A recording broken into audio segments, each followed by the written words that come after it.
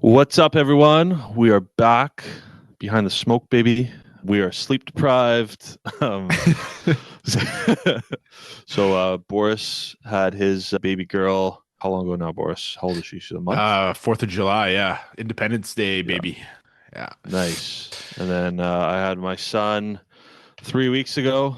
So Boris and I are both immersed in the dad life right now. Yeah, Fun. we're both. Yeah, we're both just learning as we go, trying to keep these things alive. Yeah, yeah. Trying not to screw up too bad. Yeah. But How's things over there, buddy? yeah, good, buddy. It's cold, as you can tell. I'm wearing my nice little robe, my house robe. And Yeah, it looks comfy. I feel like I need a pipe with it, you know? Yeah. Yeah, yeah, you definitely do. And some like mink slippers or something. Yeah, yeah. I can see you're growing a beard as well, though. Your little Yep. dad beard. Yep. Yeah. Been on holidays now for a few weeks. So I got my beard going.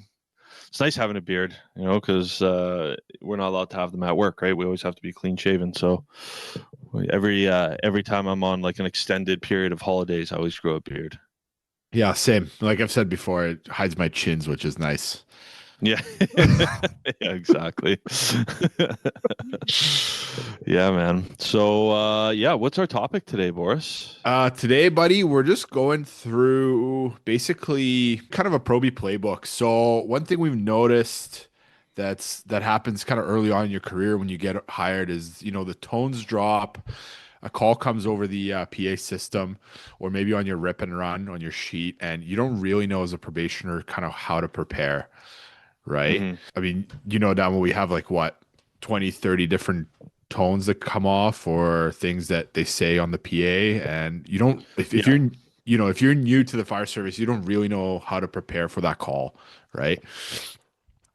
Yeah, so true. It's especially like, yeah, like you said, if you're like brand new, fresh out of the academy, or if you're new to being a volunteer as well, right? Sometimes you're not going to know, right? So, and I think this is a good one too, Boris, because there's a lot of calls that you respond to in the fire service that probably a lot of people aren't even aware of, right? Like some routine calls that we go to, and we're going to get into a bunch of these too, right? But I think this is a good episode too for people who are listening, who are, you know, who want to become firefighters, to have an idea as to the types of calls that we go to. It's not just fires and medicals. There's quite a few different calls that we attend, right? So Yeah. So the way we're going to break it down is kind of, we're just going to rattle off a bunch of the calls that you might hear on the PA system or that we go to. We'll kind of talk about maybe what equipment we want to bring or what we want to think about before heading out the door, and kind of like why we do those things, or maybe, a war story or two, um, on those types of calls, right? Like you said, it's not just for people who are brand new to the fire service starting. It's for people that are thinking about it, or even like, our wives or family members who want to know a little bit more about the fire service as well, right? yeah, for sure, it's a really good episode topic Okay, buddy. for So, sure. what I'll do is I'll keep firing them off, and you'll start off with what you kind of bring to the call, what your thought process is, and then I'll chime in after you. Does that sound good? Sounds good. Yep. Okay, beautiful. So the first one we have here, obviously, okay, structure fire call drops. Yeah. So with this one for sure, it's obviously going to depend on how close you are, where it is, if it's in your district, if it's in another district, right? But Mhm. you're always going to want to have like your basics, right? You're going to want to have some sort of a tool, right? I mean, I typically bring a Halligan, and whoever's riding with me in the back, I'll usually get them to bring a flathead axe for forcible entry stuff, right? Pack on. You could bring a pike pole, right? It really depends on like if you're going to be doing ventilation, if you're going to be going fire attack, are you the backup team? There's a lot of like variations, right? So, but I think just to start with the basics, you want to have some sort of tool on you when you get off that rig on that call. For sure, yeah. Nothing worse than like trying to get to a door, you got to breach it, and there's like three axes, right? Yeah. I Yeah, and know. that's a good point too. Coordinate with whoever's in the back with you as well, right? On what Yeah, you bring. like you kind of touched on it. If you're not the first in rig, you're not the first in, you're not catching a hydrant, you're not getting water, all that kind of stuff. Like you are probably going to be the working rig, right? So even as like a Mhm. driver, I know myself, the guys in the back are probably going to have the Halligan and the axe. I'll probably grab the pike pole, and then we'll just Mhm. kind of, the worst case scenario, we'll just drop it at the door if we don't need it, right? Yeah, exactly. And like you said, like you have, if you're in a situation where you have to like breach a door or something like that, and then everyone has an axe, and you're like, okay, well, this is going to be a pain in the ass, right? Yeah, be like that proactive firefighting, right? That we talked about in one of the early episodes is like if you're say on like a ladder truck and there's like an imminent rescue, you are probably going to go up that ladder and rescue somebody, right? So maybe think about some kind of safety harness if your department carries that, right? We've known guys that have almost been shot off ladders before, right? So Hmm. we don't really mess Absolutely. around. Yeah, just be proactive and kind of structure fires are intense, right? When those tones drop, it's not just one bell. It's essentially Hmm. drops for every fire truck that's coming, right? At least with our Yeah. department. Yeah. So I'd you, imagine most departments are pretty similar, right? It's that first alarm assignment, right? That's going to come in. yeah. So right off the bat, like you're gonna, if you get here, five different tones going off, you're like, okay, this is it, right? This is the real deal. So it's very easy to get amped up just from the tones alone, but you got to think about, okay, what am I going to bring to this fight? Listen to the radio on the way there, right? All that stuff. Yeah. Hey, that's another one too. Make sure you have your radio on you and on the right tack channel, Yeah. Yeah. That's right? huge as well. That's your Cause that's your lifeline, right? So yeah, very good point. You don't want to be getting off that truck, splitting up. Like they drop you off at the hydrant and then you're not on the right tack channel. yeah, exactly. Yeah, and obviously, I mean, structure fires that's our bread and butter. That's what gets the blood pumping. It's a lot of fun, right? But it is, especially when you're brand new, it is easy to get caught up in the excitement of it and the adrenaline and like start to forget certain things that you should bring with you, right? So just try and keep a level head on that and remain calm and think about all the steps that you need to be taking. Yeah. Yeah, good points there. Okay, the next one we got on here is wildland fires slash bushfires. Yeah, so you're probably gonna want to bring like a Pulaski and like some shitty coveralls. Yeah.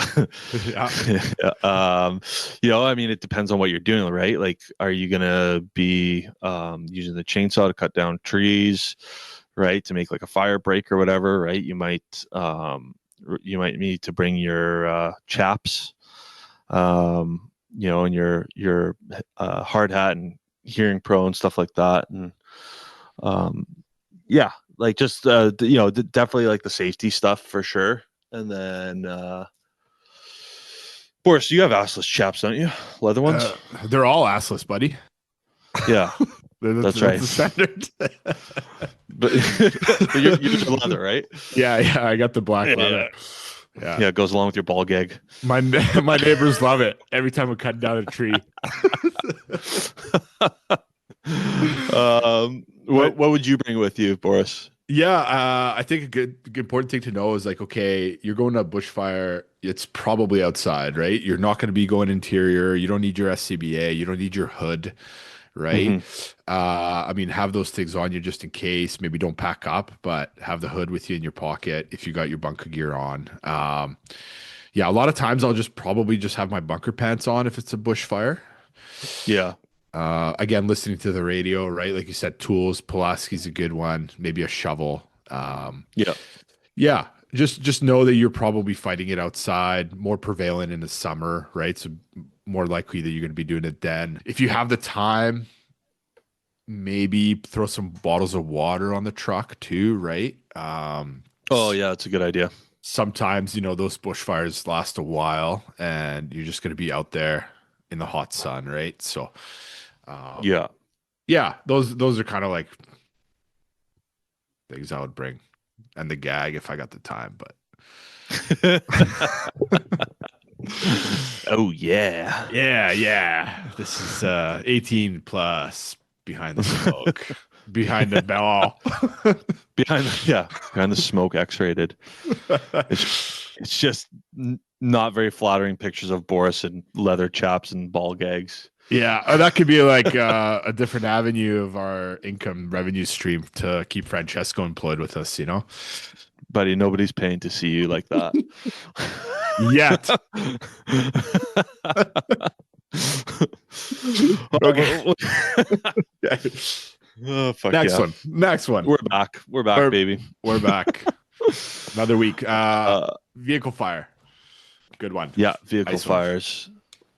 So for everyone listening to this, if you do get a vehicle fire, mask up for sure. Right. You maybe hit it from a distance for a bit if you have to, and then mask up as you're getting close. But they do sometimes, they can blow up, right? So we've seen it before. We know someone who we work with who was severely burnt from a vehicle fire blowing up, right? So definitely mask up, hood on, pike pole or even a Halligan, right? If you have to use it to open up the hood of the vehicle to get to the engine compartment. Yeah, for sure. You don't know what's in that car, right? Could be propane tanks, could be gasoline canisters, could be arson, right? Like you said, we know someone who blew up because of that, because it was a suspicious fire. So always approach it at a 45 or perpendicular angle. Yeah. Always be safe. The thing I like to bring sometimes, depending on how severe the car fire is the combi tool to pop open the hood, because sometimes it's locked. Oh yeah, that's a good idea. I've had like the cord or whatever melt, so then you can't open it. So right. the combi tool is kind of nice. Basically, what that is, for anyone that doesn't know, it's a electrically powered Jaws of Life, and it's called a smaller version of it. Yeah, basically a little handheld guy that's a combination, right? A spreader and a cutter. Is that right, Adamo? Yeah, that's right. Yeah, nailed it. Adamo's our heavy rescue expert here. Yeah, if you have any questions about chemicals, just ask Boris. Oh, buddy, we're getting down to that. Hazmat guy. I can see you're chomping at the bit to talk about hazmat calls. Oh yeah. Oh, it's a gas leak. Yeah, we plugged this guy's gas tank. Oh, buddy. We took 3 hours to do it. Stop the nuclear reactor from going off. You should all be, praising us. What's the next one, Boris? Your favorite trash and dumpster fires. I'm always putting those out. Yeah. What do you bring to this? I would say it's the same as a vehicle fire. Be safe. A lot of them, if they're small, obviously I would just do like a pump can, which is just water, right? Yeah. But if it's something bigger like a dumpster, life's too short, man. Like I would still mask up. You don't know what's in that dumpster, right? I agree. Yeah, pretty standard. It's kind of like the vehicle fire. I would probably get masked up in the truck so that the moment we get out, we kind of pop out and get it done right away. Yeah. Usually, for sure. It's usually one engine or one vehicle response to dumpster fires. Would you agree? Yep. Yeah. So you're probably doing most of the work, right? You're just 4 people. Yeah. Something to keep in mind. Bring a pike pole with you too to open up the lid if you have to. Yeah, that's a good one. Yeah, it definitely helps for sure. Yeah, you don't have to get in there with your hands and all that, inhaling it. Yeah. Yeah, exactly. Risking, contamination, getting burnt and all that kind of crap, right? Yeah, pretty straightforward. The next one we have here, the last of the fires, is essentially like a beach fire or a bonfire. Yeah. So for me, I think, it really depends. Is it a beach fire or a bonfire, right? Beach fire, I'm going to bring a towel, cold beers, maybe like a ping pong set to play beer pong. But that's if I'm off duty. If I'm on duty, a lot of times with beach fires or bonfires, you just need a fire extinguisher or pump can, right? And just your bunker pants are typically more than enough, right? Yeah, and hopefully your driver actually parks at the right spot on the beach. Otherwise, I don't know. I was Some gonna of our walk a listen. distance. Yeah, dude, that's the worst. Walking in bunker gear and like a pump can and a in the Yeah, sand. yeah, yeah. So true. And usually people are having beach fires in the summer, so you know it's gonna be hot out too, right? Yeah, you get there and it's just a bunch of, pretty girls and you're just sweating like a pig just by walking. Not that Just we care. breathing heavy. Yeah, not that we care. We're both married, so it doesn't matter, whatever. Yeah. And now we have kids, so we care even less. Yeah, but yeah, that's pretty straightforward as far as fires go. And then you kind of get into your medical calls. I think every department's going to be a little bit different, but for most of these, we might even just go through a little bit quicker because it's a lot of the same equipment. We don't carry that much medical equipment on our rigs, do we? No, not really. I mean, like some departments have like ambulances like as part of their department. So that's like a whole different thing, right? Um, Especially like down in the States, they'll have like fire medics, right? Who are actually like paramedics that work out of the fire hall. Yeah, exactly. EMTs, AEMTs, all that stuff, medics. Like you said, they'll Yeah. have a lot more stuff. But yeah, we'll just kind of go through the basics. Again, this is just your basic stuff to think about if you do get a call for the first time, right? The big one again is cardiac arrest that we have on here. Yeah. Yeah. So make sure you have your AED. That's a big one. Don't want to forget that one. Yeah. It happens sometimes too. You'll go to like a medical call that's nothing, maybe like a lift assist, but Hmm. you get there and it's actually they didn't fall because they tripped. They fell because they're in cardiac arrest. And now, Because they you know, died. yeah. And now you're sitting there with no AD. Yeah, that's why it's probably a good idea to just bring in your all of your medical kits, right? Usually, I mean, I think most departments have like, two medical kits. One that's for, has the AED and all that kind of stuff, and then another one that has like more general first aid stuff, right? It's always good to bring both. Yeah. Like in the States, I've seen ALS, BLS kits, which is pretty standard. And then you bring your life pack 15, which has your 12 leads and all that kind of stuff. If you're a probie listening to this, like just bring it all, right, to Yeah. every medical call. Um, Pretty straightforward. Um, Also, just be careful where the cardiac arrest is. You could be there for hours, right? If it's, in some hoarder house and you're going to Yeah. be, kneeling down, maybe bring like one of those knee pads or whatever they have in trucks sometimes. Yeah. Also be aware of your surroundings too. Is another piece of advice I would give, right? In some of these places, depending on where it is, right?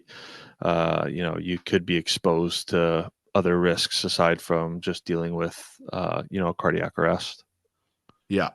Yeah. Good point. right? Next one we got on here, buddy, is MVIs. So motor vehicle incidents.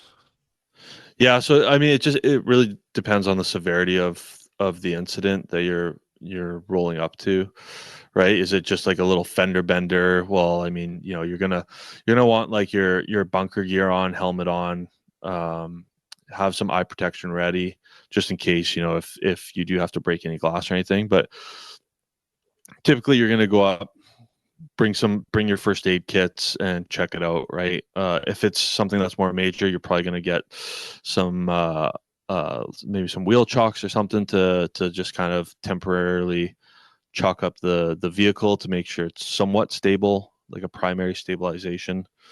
Mhm. But again, right, like it really depends on the severity of the call and of the incident, right? So, but at a bare minimum, I think you're going to be having your full PPE on, aside from obviously your SCBA and your balaclava, and bring the med kit as well. Yeah, this is one of those times when you're going to be wearing bunker gear with medical gloves, most likely, right? Yeah, And as a probationer or somebody who's new to the job, you're probably not going to be right in there cutting cars right away if that's needed. You're probably going to be dealing with the patients or bringing the medical kit, setting stuff up, like you said, it down, well, like stabilizing the vehicle a little bit, right? Uh, yeah, that basic stuff. So just keep that in mind. yeah, for sure. What else we got here, Boris? We got water rescue. Water rescue. Yeah. You know what? I can honestly say I've never done any water rescue or I've had any water rescue training either. But there are a lot of departments out there that require that and do actually do a significant amount of water rescue. I don't know. Have you done any of the swift water rescue training? No, actually, I did do some swift water rescue training before I got hired, just to, put another tool in the toolbox type of thing. Yeah. But I've never done like an actual swift water rescue. I've rescued drunk guys out of the water and fished dead people out of the water, but I think that's as far as that went. Yeah. You fish them out like with a fishing line? With a nice pike pole hook, Oh yeah, perfect. Yeah, yeah. Human fishing. Yeah, it's good. So yeah, just part of the job, right? Yeah. So Yeah, it's all part of it. yeah, but if you were to be a part of water rescue, it is a bit of more technical. So rope, throw bag, things like that. Definitely, if your department carries it, make sure you know where it is, right? Yeah, exactly. Well, I mean that really comes down to like you should know where everything is on that apparatus, right? As a probationer. For sure. And if you're not the technical person and you're just grabbing kit, most likely the person doing the water rescue will ask you to grab that stuff. And if you're hesitating or not knowing where it is, it looks really bad. Yeah. Yeah, for sure. Okay, elevator rescue. This is I don't like I'm sure people are aware that these are calls that we attend. Um, it's literally somebody is stuck in an elevator. That's what that call is. They happen more often than you think. It's typically a routine call unless like the person's in like medical distress. Um, but yeah, so that's a call I think that like some people don't even think about when they're wanting to get into firefighting that they maybe aren't aware of that we respond to, right? I know with our department, like we have elevator keys, right? Hmm. So we can like shut down the elevators and then open up the elevator doors to get people out. I think most departments carry that, don't they? Yeah, most departments with elevators for sure. And I mean, most elevators nowadays with manufacturers come with like a firefighter key. You might have seen it in your own buildings if you're listening to this. There's like a firefighter key slot next to every elevator. That's basically for us to either lock them up so they don't move up or down, or we like bring them down to the first floor or the lobby, right? Um, Yeah.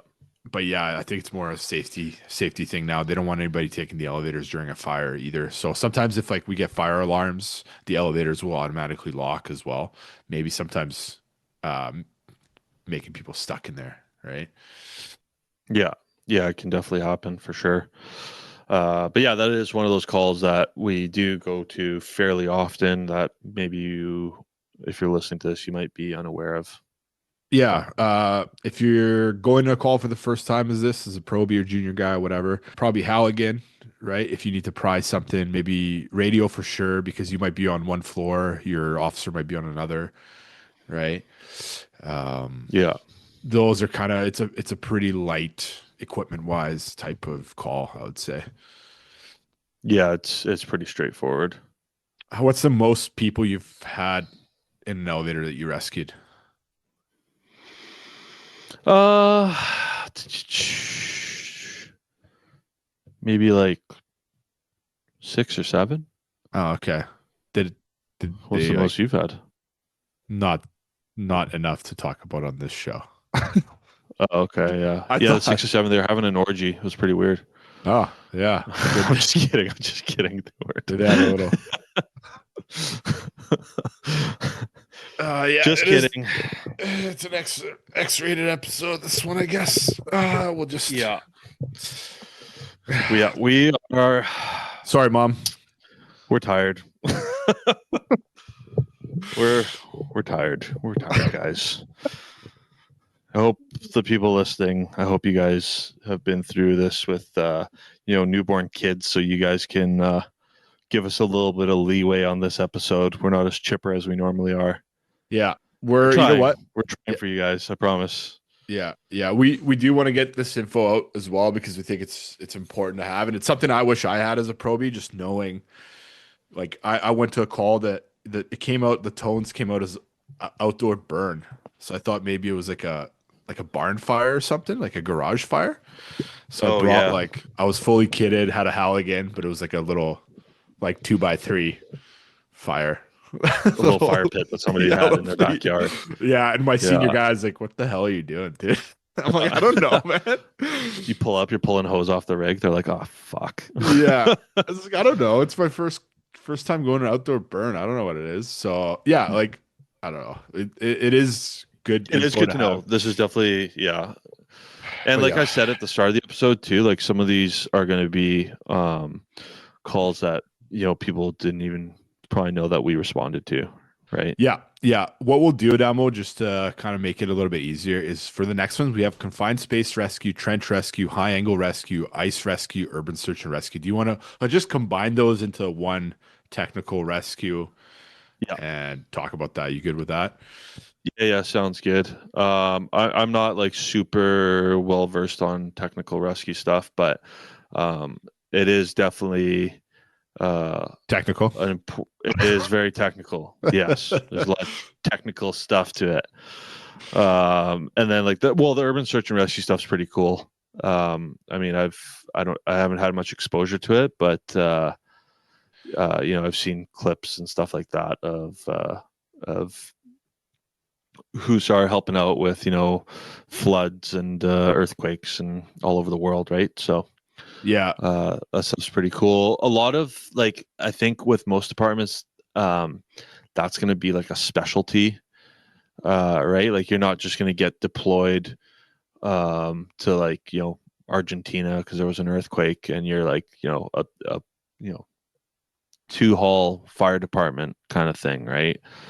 Um, you only have like 30 members. You're not going to probably get deployed to that, right? But some of these bigger departments like LA, New York, they all have like an urban search and rescue specialty, right? Yeah, like you said, it's very technical. So like you need to have people who know what they're doing, who are practicing that all the time, right? Hmm. It is a team effort, as anything in the fire service, really. But with that technical stuff, like like you said, urban search and rescue, trench rescue, confined space, those are very something can very easily go wrong in those, right? You can lose oxygen, a part of the trench can cave in, a part of the structure can cave in, right? So it needs to be very technical and meticulous. Yeah, So just work well as a team. Don't skip any training or be there for the training. Get into it because it is some very interesting stuff. And you if you are getting deployed to it, you want to be good at it. for sure. That goes for anything too, right? Like take an interest in whatever it is that you're learning on this job, right? Because you could be like, oh, well, we never get calls like that, so what's the point? Like I'm not going to pay too much attention to this. But then the one time you get a call like that and you're on it and you don't Mhm. know what to do, I mean, it's not going to be a very good feeling. Yeah, exactly. Absolutely. What do we Yeah. got? For the next one's the same thing. Like we have a bunch of hazmat stuff, but it's essentially the same thing. Like he's like, don't skip it. This stuff will be important. You might run into it. And then Yeah. he's, No, I'm sawing logs. yeah. Then when you get the call, it'll be like, Boris, help me. Yeah. I Okay, wasn't Boris, paying attention. this is your expertise, so why don't you go ahead and tell our listeners about this stuff, and I'm sure they'll find it very exciting. Honestly, buddy, I'll keep it kind of straightforward. It's the same stuff. Like we get gas leaks, right? Yeah. We get chemical spills. I mean, this is not a hazmat thing. Everybody goes to these calls, and then potentially, if you can't handle it, you call a hazmat team in, right? So if your department has a hazmat team, so it's not something that you would not go to just because you're not a hazmatter, right? Yeah, yeah, exactly. And like you said, like on that note too, like smaller departments, they might not actually even have any specialties, so like you might actually be trained in everything, right? Yeah, and I think that's where it gets more difficult, right? Because if you're a jack of Totally. all trades, master of none, then it's very difficult to know what you got to focus on, what you need to practice more, right? Yeah. So yeah, be careful. Like technical stuff, like we said USAR and hazmat stuff and some NVIs you go to, like they're very dangerous. So you have to be on your toes. Some of the things that we have listed here, like we go to gas leaks, right, at Amos. So that's like, Yep. propane leaks, whatever, chemical spills happens all the time, radiation alarm. Happens a little bit less often, but we do go to those biological threats, right? Unknown powders, meth labs, fentanyl is a big thing now, right? Yeah, that's a good point, Boris. Like like the fire department does get called to those types of things too, right? Like meth labs and like you said, fentanyl labs, that kind of stuff. Unknown powder. I know I've gone to a call for that before. Mhm. Um, so it definitely happens, right? Yeah, if you're going into that, just it's slow and steady, right? If the spill happened, you don't want to be rushing into that thing, right? So, as far as equipment goes, like you're going to be told by your crew because again, this is a lot more technical. But if you're going to a gas leak, like a propane thing, our 1001s talk about blevies, Hmm. and fires and things like that. You're going to wear your turnouts most likely, right? So. This is kind of where like that social IQ comes in. If the tones drop for some kind of hazmat call, like look at what your crew is doing. If they're bunkering up, right, then you should probably be doing it as well. Exactly. Yeah. Yeah. Uh, but What what else we got here, Boris? We got some public safety stuff. Yeah, so these are just kind of more your non-emergency calls. So for those that don't know, like we have emergency calls, right? We go lights and sirens. We get there in 2 to 5 minutes at the most, right? Hmm. And then Yeah. we have your public safety or miscellaneous non-emergency, cat stuck in a tree type of thing, where we don't go lights and sirens. We follow all traffic laws, and we get there when we get there, right? Yeah.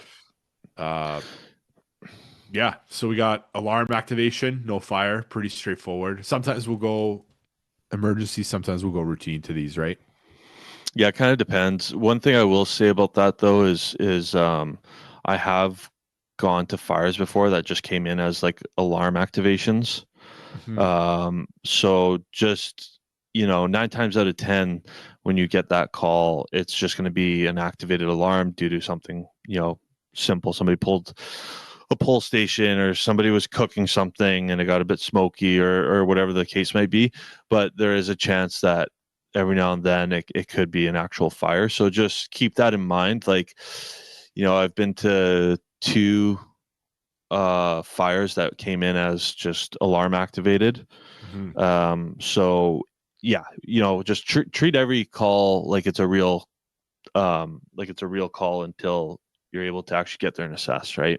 Yeah, very good point. And sometimes like it is an alarm when you get it, but 5 minutes later, that turns into a fire. Yeah. So always be cognizant of that. Yeah. What do we got here? Down power lines. That's a pretty good one as well here. That happens all the time. Yeah, yeah, it does. One thing to be aware of with the down power lines is obviously you want to maintain your distance from them. Typically you're gonna like tape off the area with fire line tape so nobody goes into that area, Hmm. and you could be there for quite a while, Yeah, right? very You good could be point. there just babysitting it. Sometimes maybe the cops will come and they'll switch you out and they'll babysit it, but a lot of times it is us just waiting there for the electrical companies, civil electrical companies to show up. Yeah, absolutely. It could be in middle of the night as well, right? So you might have to keep your lights on, have flashlights with you. The radius thing is big because you might be on one block and the rest of your crew might be like 2 blocks down if it's a big power line down, right? So Yeah, again, just make yeah, sure you're on the right channel and all that kind of good stuff. for sure. Okay. We have animal rescue, right? Like, so, your typical stereotypical cat in a tree, right? Dog in a pipe. Uh, Raccoon in a we don't dumpster. really. Raccoon in a dumpster. We've had those before. Did you really? Yeah. Dude, that's where they live, though. I know, like taking them out of their homes. Yeah. Who Like, calls what that the in? fuck are you doing? Cat in a tree is surprisingly not very common. I know people think it is. I know the cops like to give us a hard time about it. But yeah, I don't think I've actually ever been to a call for a cat in a tree. No, me Have neither. you? No. I've actually been to more calls for dogs in cars on a hot day with no like Yeah. windows down. Um, I would say like as Yeah, far as I've been animal to a calls couple of go, those. yeah. Yeah. That would probably be the most common, which, I'll go to that any day, help a dog out for sure. Yeah, for sure. Yeah. We also have like public assists, right? Like a lift assist. So like somebody's fallen, they just need help getting up, right? You're just going to literally help pick them up. With that as well, there's also like, well, you have flood response put down here, Boris, but I've gone to people's places before as a call to go shut off the water main because it's like flooding out their house, right? Yeah, exactly. Like you said, these are like service calls, right? People don't know what to do. Water's leaking or something's smoking, like an electrical outlet smoking. hmm They don't know what to do, right? So they call 911 and then that doesn't go to police, that doesn't go to ambulance, it comes to us, Yeah. right? So we'll go for, like you said, a water leak, something smoking, a weird smell, right? All those kinds of things fall on the fire department most of the time. Yeah. Yeah, exactly. And like, storms, trees down. I've actually we had a really big windstorm maybe like last year and a tree fell on someone's house. So, we went there we were called there. There wasn't much that we could do, except for just tape off the area so nobody walked underneath the tree because it was pretty unsteady still, even though it had gone through the house. So, yeah. Yeah. It's one of the things that makes or keeps our job interesting, right? All these different calls, different things we go to. Like, yeah, I've been to calls where somebody smells something weird, but it was just like a neighbor cooking some extremely disgusting food, Yeah. And then you go look at this gross food. It kind of looks like my Probie's meal. Right. Yeah, it keeps the job fun, right? It does. Yeah, it does. But yeah, that's kind of like what we got for you guys for this episode. Just to give you guys a bit of an idea as to the type of calls that we respond to, plus what we would probably bring with us on those calls. Yeah, we got some exciting news today for you as well, guys. We have just published our firefighter panel interview guide on our website. So definitely come check it out. We've put some love into it. We hope it's really good info for you. And yeah, available now. Yeah, we really think this is something that can help a lot of people prepare for their upcoming panel interviews. So yeah, you can take a look at it on our website. I think it's, what do we got it for sale for, Boris? Like $27 or something like that. Yeah, that's right. Yeah. So, it goes over a lot of like formats on answering questions and a lot of common questions. Yeah, we spent quite a bit of time on it. I forget how many pages it is, but it took us a while to make. But we really feel like it'll help you out if you have a panel interview coming up and you want to be prepared for it. And this can help you study. Yeah, and we priced it. We made sure that it's cheaper than anything out there on the market right now as well. So if you guys feel like it's good value, or if you feel like it's not, just let us know. We love to just keep improving, be better, and help you guys even more. So yeah, hopefully you guys enjoy it, and that's that. Yeah. One other thing I'd like to add is once Boris is back, we will start having guests back on the show. We have a bunch of guests lined up to come on. It's a little bit difficult with trying to do it over Zoom while Boris is away, and then also have a guest on. It's yeah, it's a little bit tougher. So, and we're idiots. So thank God we have Francesco. Shout out Francesco, the guru. Podcast guru. But yeah, we because I know we have had some people reach out. We've had people reach out about having some female firefighters on so they can hear what it's like from a female perspective. We do have some guests lined up for that, as well as many other awesome guests that are going to be coming on. So yeah, just stay tuned. And that'll be, closer to the fall that we'll start having guests back on. But yeah, until then, you guys are stuck listening to our shitty voices. And yeah, we hope everyone's having a great summer. Yeah, enjoy. Yeah, get some sleep. You too. You look awful. I feel awful. So, but it's worth it. It's worth it. Yeah. Yeah. So we have just created our Patreon program and it's online. We'll put a link in the description of this episode. It's got all our freebies on there. So it's got resume templates, the interview checklist, the competitive edge checklist. Yeah, competitive edge checklist. And we're also going to be diving into more in-depth interview episodes and hiring process stuff. And we're going to be posting it on there. It really does help us out because then we're able to pay Francesco for producing this podcast. If it wasn't for him, we'd be hooped. You guys missed the part where we were just trying to turn this microphone on before this episode. Yeah. Yeah, exactly. Yeah, we wouldn't be anywhere without him. So we'd like to start paying him a lot more. And it's also going to be a way for us to just upgrade to better audio equipment, better cameras, better lighting, and all that kind of stuff to bring you guys a better experience with this podcast. Yeah, and that was your idea actually, Damo, with the whole going over every interview question kind of in depth and really getting into the interview panel stuff. Yeah, we'll be going into that in really great detail, really breaking apart the questions and just talking about like what they're actually asking in these questions, right? And yeah, it's going to be good. It's going to be a lot of info, a lot of really, really good info. And if it's not, let us know. We also have a chat group in there as well on Patreon. That's right. So if there's, guests you want us to see, bring on, or if there's questions you want us to ask or talk about on the podcast, you're more than welcome to ask us on there. Yeah, for sure. And like when it comes to those behavioral / situational type questions, we can break down a question and talk about it for probably half an hour. Yeah. Right. Just one question. Easily.